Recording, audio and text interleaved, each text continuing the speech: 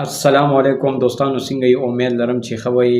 د دې مولانا صاحب یو بیان دی تاسو باندې اورم. ډېر زبردست بیان دی، ډېر نه او 2 منټه دی. تاسو راځي دا بیان. کومه جینۍ چې د دې موبایل د کیمرې مخې ته خپل د حیا صادر گزار کی، خپل مخ کار کی، خپل د جسم اعضاء نامحرم خلکو ته خایي، په دغه د موبایل د کیمرې مخې ته ته ګډېږي.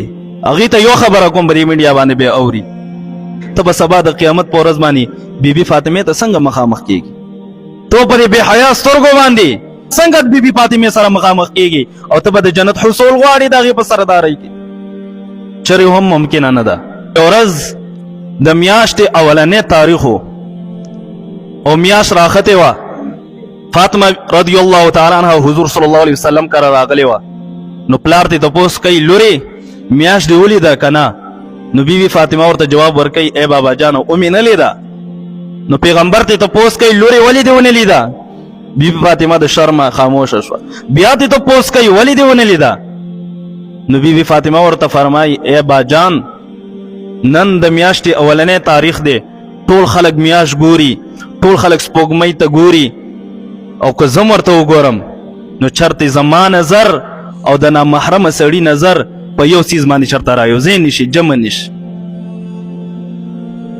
دومره شرم او حیا.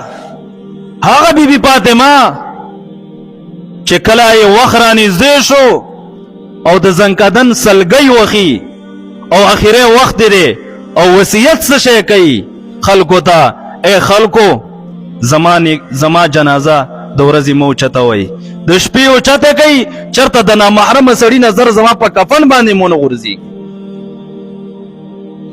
دومره شرم او حیا چې نن په دغه د موبایل د کیمرې مخې ته ته ګډېږي.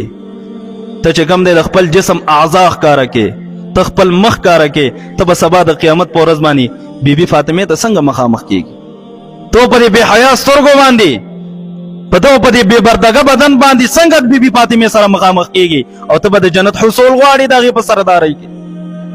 چرې هم ممکنه نه ده.